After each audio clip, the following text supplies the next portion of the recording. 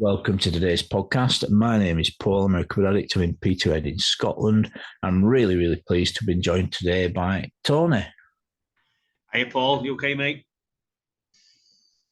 So today, Tony's going to be sharing his message of hope and freedom and courage with us.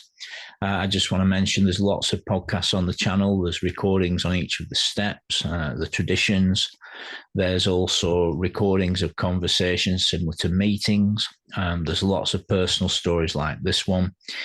On the screen, there'll be information about meetings, how to get to face-to-face and online meetings. You can also reach out in the chat below the podcast and we will get back to you with some support.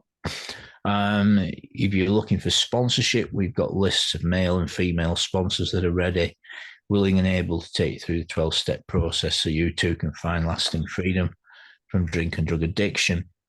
So once again, wherever you see this posted, feel free to respond and get involved. Bear in mind, you can pause, like, subscribe, fast forward and share this podcast wherever you like. So without further ado, I'm really pleased that Tony's come along today. I'm really privileged to know you in some measure over the last year or two, Tony, and appreciate your time this morning. So without further ado, it's over to you. Paul, thanks a lot for this opportunity to share, hopefully share my experience and help, mate. Really appreciate it. Thank you, brother. My name's Tony. I'm a recovered addict from Liverpool. And I feel really blessed today that I'm coming to share a bit of a story and a bit of a hope for people. So I'll start from the past and then come up to the now. So I'm someone who suffered with addiction problems since around 21 years of age. Initially started off with alcohol, drinking too much, and falling asleep in pubs, being carried on by my uncle. To sort of progressing to using cocaine and copious amounts of that, certainly at weekends. I think like most people, it started off a lot of fun, and I'd certainly be a liar if I was to say it wasn't. So I used to have many good times on it, but then it all came to an end and it became a horrible experience that was fun for an hour or so, or maybe a few hours, and then it quickly became torment until the early hours in the morning. I wasn't someone who's ever used through the week. I was someone who mainly used at weekends. I was a sort of weekend binger. And it was only ever usually one day, and then I'd be wrecked for the next day. So usually I'd go out either on a Friday or a Saturday. I've never been too good at, being a user for a number of days, because I'd usually use to excess, then I'd be exhausted. So I'd be out there, but I sort of lived for the weekend. Monday to Thursday was just an absolute inconvenience for me for years and years and years. I couldn't wait to get the week out the way in order to get to the weekend, either the Friday or the Saturday. And I missed so many Sundays because it was just hanging, that word hanging for me just means restless and horrible. I wanted to rest, but I couldn't. I was remorseful. I was clammy. My heart was beating out my chest. Part of me wanted to use more. Part of me never wanted to use again. Was disgusted in myself. And big part of me just wanted to be taken off the earth, because I wanted to be able to deal with this thing on my own, and I couldn't. I tried many ways of dealing with it, with the addiction from a very young age. I'd always have these great resolutions and these ideas of, do you know what, I'm just going to drink tonight. And I generally meant it, particularly in the early stages of me drinking and when I went to the using. But I'd go to a place where, in the end, I couldn't drink without using. Like, the drink was just a warm-up for me. And any thought or suggestion of going out with the lads, or even going out with the wife or friends, straight away, I'd have to get coke in, I'd have to get the line in. It was like a safety net for me. It was like a comfort in some way. Like, I couldn't just go and have a drink. That was like a worst nightmare. I'd sooner not go and have a drink So quickly sort of realised that was me sort of mastered, you know what I mean? So I couldn't just go out and use. I couldn't just go out and drink. I had to use, you know what I mean, at the same time. And yeah, I was definitely, I've heard it said in the rooms before, like you're a slave, do you know what I mean? You're a slave to the drug, and I certainly was.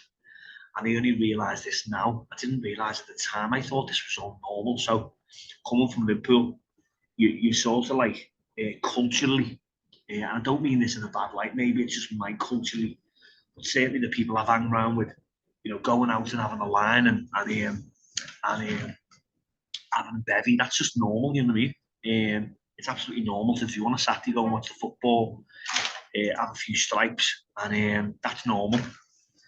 But for me, it wasn't normal in the end. You know, most of my friends could do them things and go home and go to sleep, maybe be in bed by, you know, 1, 2 o'clock in the morning, or even if it was slightly later, go to bed. Do you know what I mean? But I was someone who was always looking at it's running out, and what am I going to do? I need more. And I'd often jump in the car, you know, and go and get more. And I've been drinking and using, which just shows you what a sad state I was in. It really does. And not proud of them things now, but through the steps and through coming into CA, I became aware of my issues. The problem has been really became evident, and I'm holding that stuff in my mind now. And I'm not one of them people who's ever lost anything. There's a lot of people in the rooms who have lost things, and I'm very fortunate that I haven't lost anything. And when I say lost anything, I'm talking about material things, my house, my car, you know, them sort of my job, them sort of things. Yeah, but I lost a lot of respect from my missus. I lost a lot of respect from my kids. But thankfully now, through the steps and through being open, honest and willing, I've got back what I desired so much, do you know what I mean? And it's an absolute blessing. I'm ever so grateful for these steps, because I've got a 10-year history of wanting to get well, but not being able to, and getting a few weeks or a few days or a few months in behind me. But then all of a sudden, it comes to an end, and I'm back out there using again. But thankfully this time, through being open and honest and meeting a sponsor, you know, getting a sponsor online, who's just been willing to absolutely smash through the steps with me. He's qualified me as an addict, has made me realise I am an addict and there is consequences, and he didn't tell me that. I came to that conclusion myself from the questions he was asking of me. And I realised, you know, I am someone who is gravely going to be affected by this illness. It's going to take me. It's going to make me lose things. It's going to make me lose everything. And the biggest thing now that I realise it would have lost is my respect for my wife and my kids. And that's the biggest thing for me now that I really value. Do you know what I mean? It certainly wasn't at the time, but it is now. And that's thanks to these 12 steps that have made me realise that. So yeah, so this time we smashed through the steps really quickly. And that's what I wanted, and that's what I needed. And we got through the work really quick. I can't remember exactly how long that was, but it was quick. And it gave me a way of starting to become the person I'm meant to be. The steps has got me in touch with a power greater than myself, and he's always had a plan for me. You know, I choose to call my God the God of the Bible, and he's always had a plan for me. He's always filled me with grace and give me choices. And now he's put me in a position of power where I could easily go back out there if I wanted to. I could stop doing the work as suggested that's in the book, and quite quickly I would get really unwell. And I'm sure I'd go back out there and stop doing this work. Whereas at this moment in time, I'm doing the work on a daily basis, and I don't have any urges or thoughts to go and use drugs again. And that's all I asked for when I came into this program. And I'm pinching myself. I'm absolutely pinching myself. that this has happened, because I'll be honest, there was always a part of me that thought I was a person who was inconstitutionally incapable of grasping a manner of honesty that would mean I could live a clean and serene life.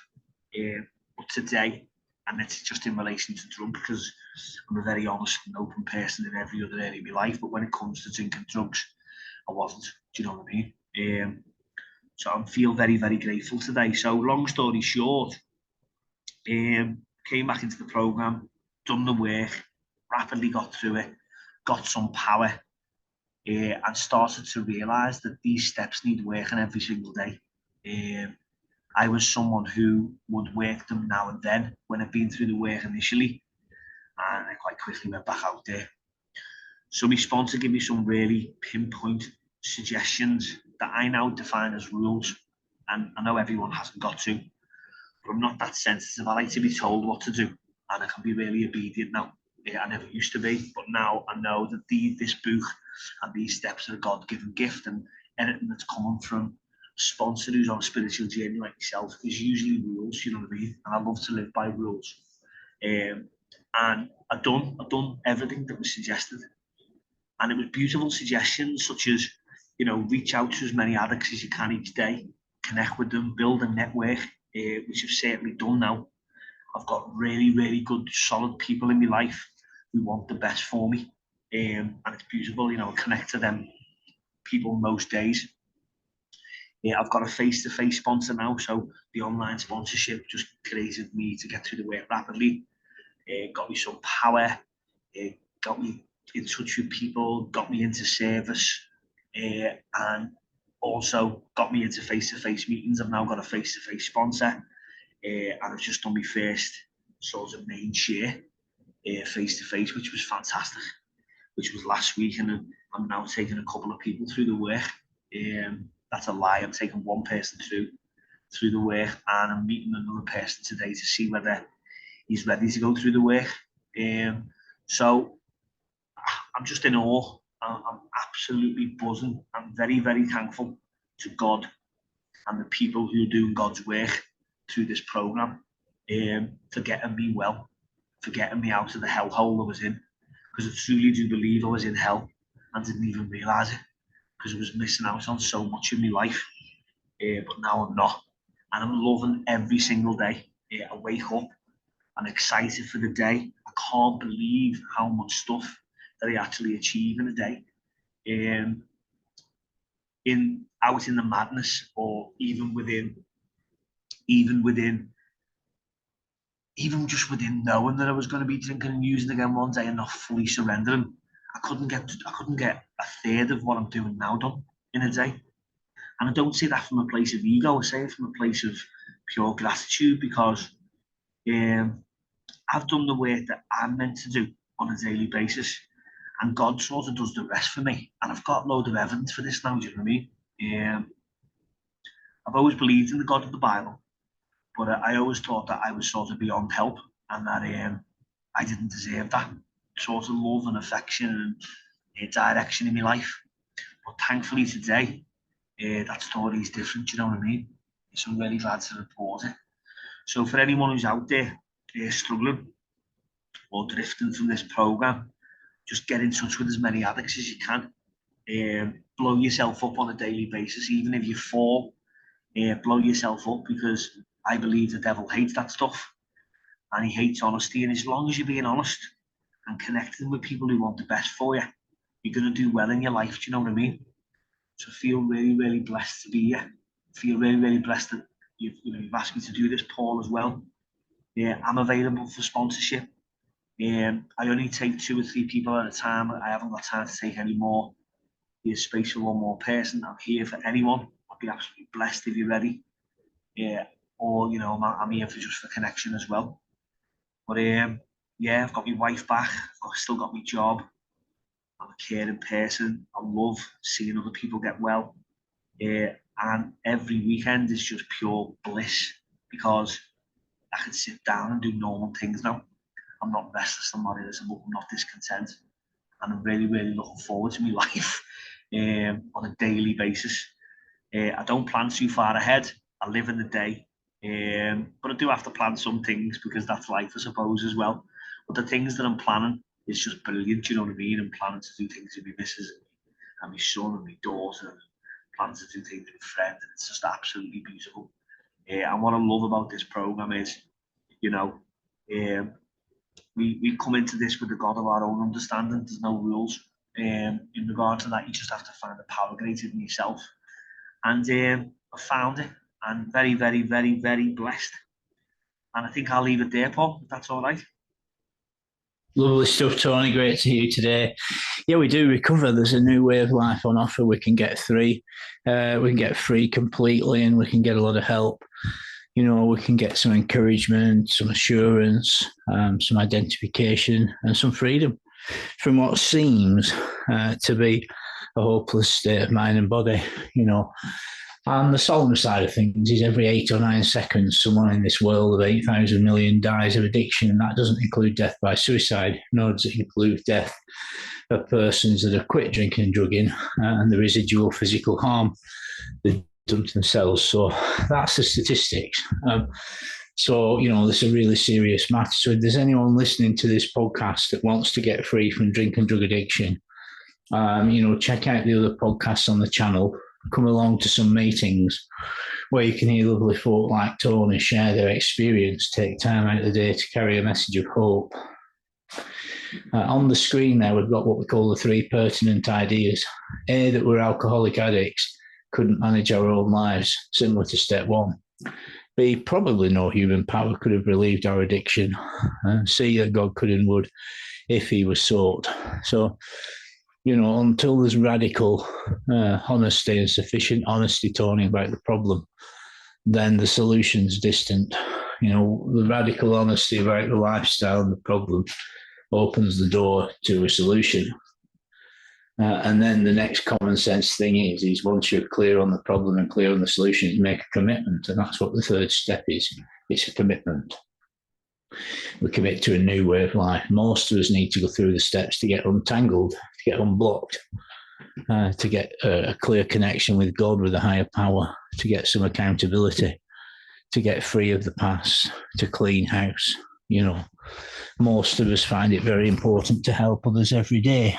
And you're so keen today, you've already got someone that's headed round to your house right now, Alan. And this is how we do it.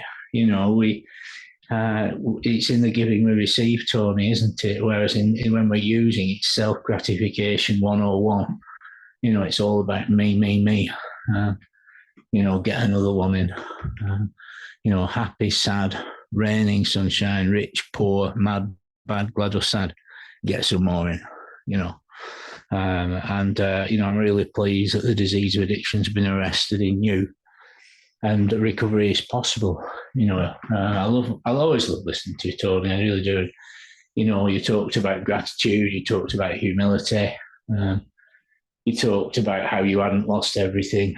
You know, and I would say probably once or twice every single week for years now, I get calls from people very upset that are in a bad way.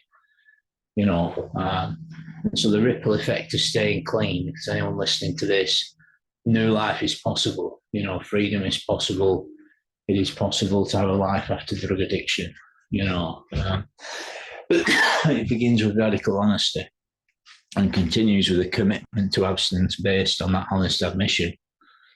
And then we learn more about the problem. We learn more about the hideous self-centered obsession with drink and drugs. We learn more about what we call the phenomena of craving, which is the bodily desire for more.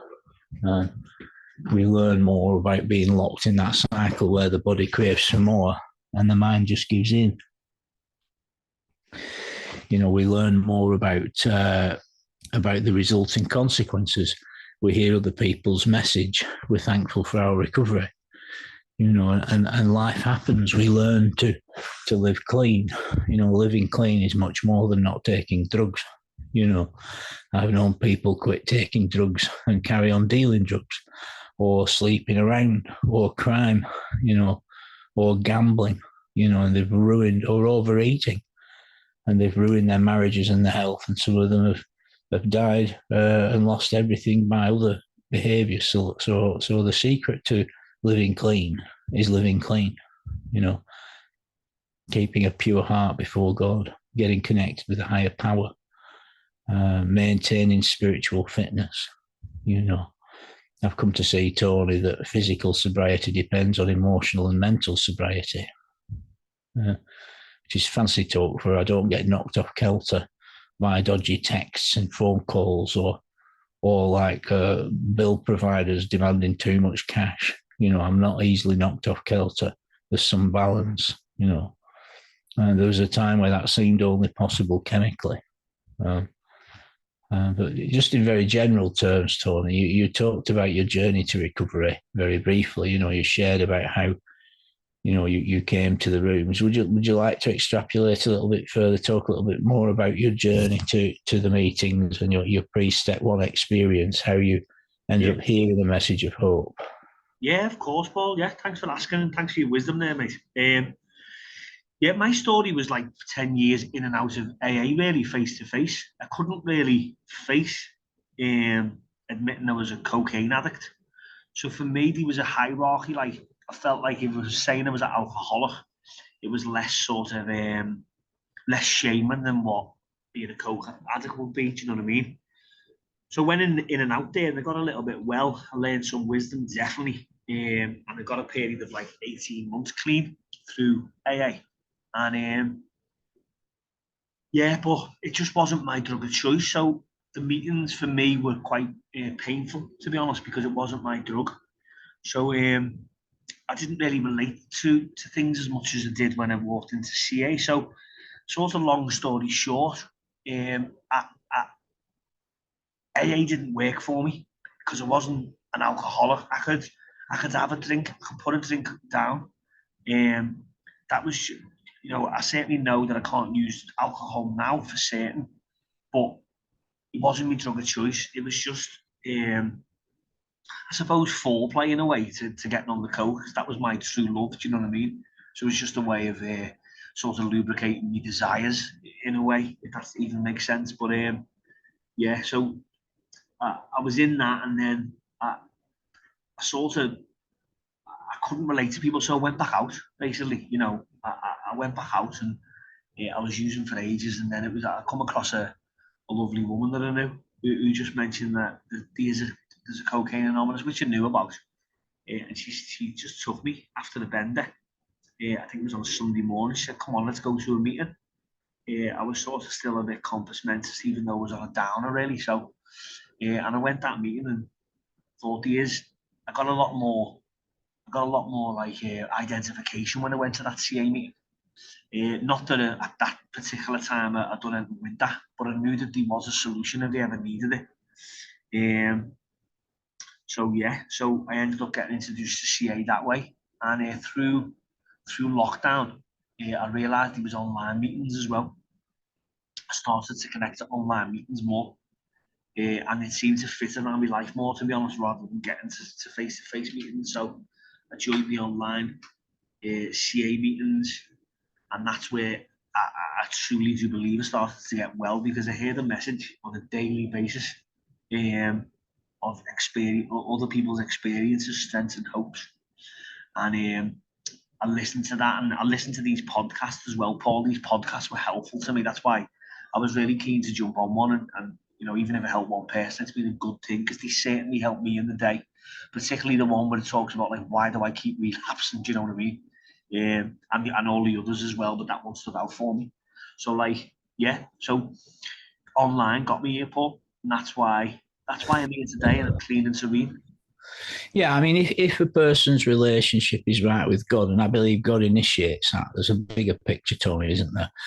I mean, we live in a country of 70 million, and we go to meetings with a couple, 2 or 3 dozen folk there, what's going on? Well, we're either exceptionally privileged, or there's a huge problem with miscommunication, probably a bit of both, and perhaps a failure of previous members down the years to let the public know that we're here. To let people know we're here and we're free. And the solemn side is folk are dying because of lack of knowledge. They don't know we're human, they don't know we're free. So there's a bigger picture, and I believe that's the divine side. And we have to get our human responsibility right, don't we? It's like two train tracks, they have to be perfectly parallel, and all we have to do is align our human will with God's will, and all will be well. It's the proper use of our thinking and lives to do the will of God. And the will of God is that we're happy, healthy, humble, honest, harmless, and whole. That's the will of God. It's not mystical and unknowable. That's what God wants for us, and there's a bigger picture, I believe. And I believe that God brings us to these meetings and we have a sense of purpose and a sense of connection.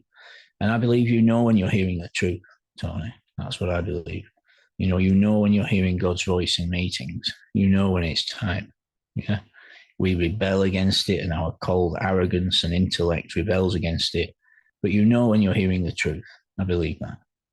And when you're hearing reality.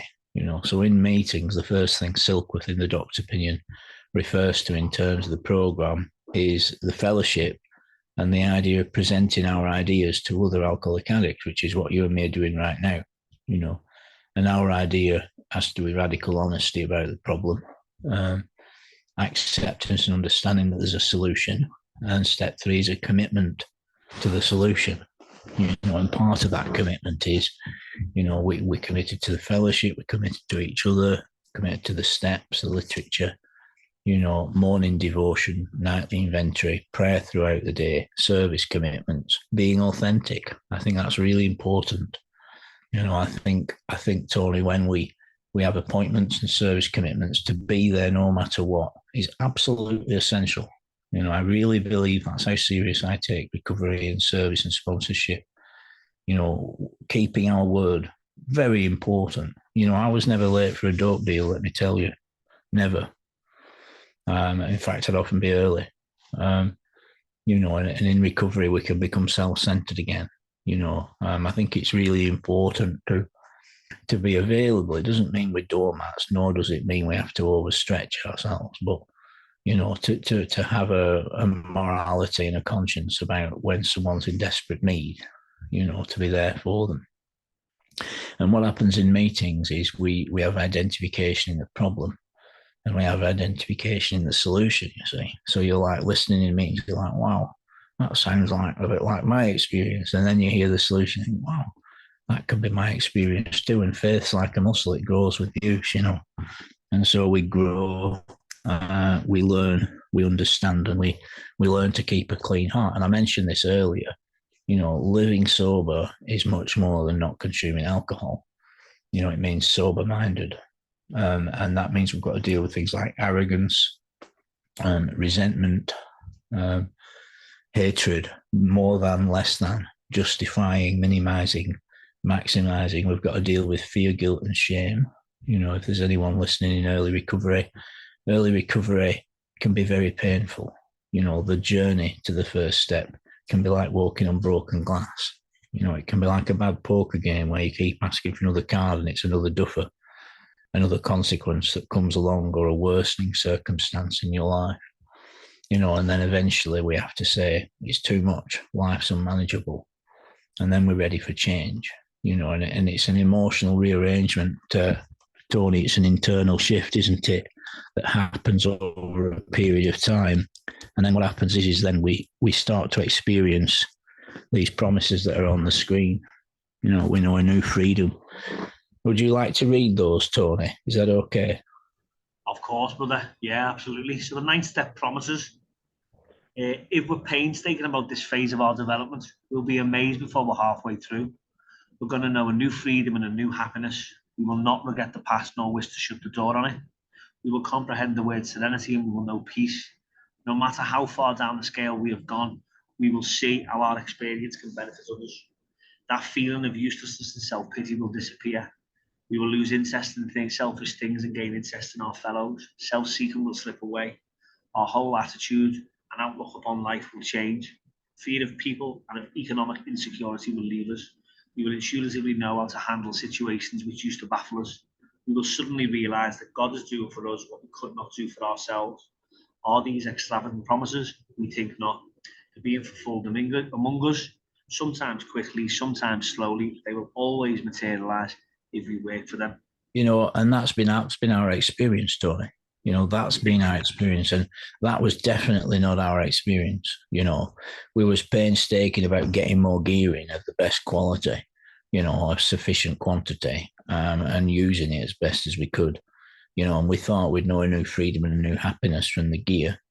We thought we'd forget about our problems. We thought we'd have serenity. We'd think that it would be a really good idea.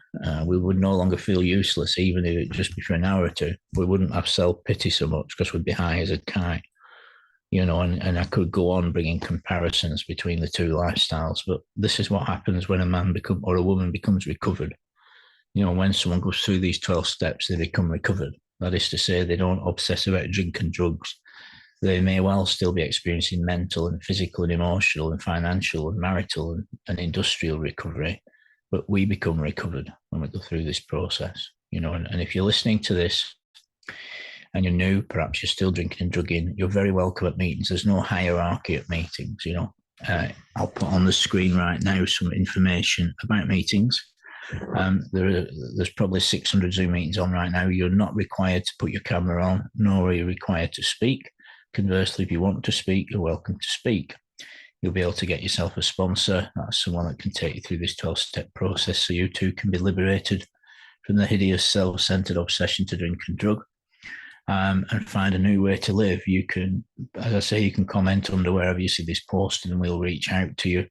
We have sponsorship lists. So there's loads of great meetings. Me and Tony are often found at We Can Recover, which is on 3 times a day at the top of the screen there.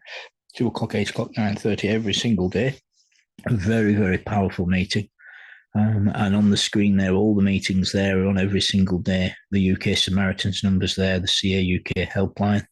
So there's a lot of help and support available, family. So stay connected. Keep on moving forward. You can recover and find a new way to live. Well, Tony, I appreciate you being here today, brother. Is there anything you'd like to say to our listeners before we wrap up this morning? Yeah, I'd just like to express my gratitude for yourself, brother. So happy you're in my life, and so happy you're there for others. And just want to express my gratitude for CA as a whole, and just to share a message out there that anyone who is out there struggling in any way, or doesn't even know that an addict is a little bit unsure, just come to one of these meetings and find out. And you might find out that you're sick and you didn't know you were sick, and there is a solution if you want to take it. Yeah, the disease of addiction does involve selfishness, foolishness, but it's also a mental and physical illness. The mental illness sounds like this: get some more gear in, that'll sort it out. The bodily aspect says, well, I like the feelings of this, get some more gear in. And then the mind replies, yeah, let's get some more in. And days become weeks, months, years, with the reduction of everything good in our lives while we're under the hideous delusion that another drink or drug will sort it out. So we have a solution to all this. The program's a form of moral psychology plus divine power, and the creator can set anyone free from active addiction and give them a brand new life. So appreciate you, Tony. That's going to be a wrap for today. Maybe we could close out with the wee version of the Serenity Prayer. And of course, yeah, 3, 2, 1. Who's large and in charge? Well, that's God. God. God. Grant us serenity to accept the things we can't change, courage to change the things we can, wisdom to know the difference. Amen. Thanks for your time, Tony. Appreciate you. Thank you, friendship. Thank you, Paul. Take care, mate. Shalom, shalom. Stay safe, family.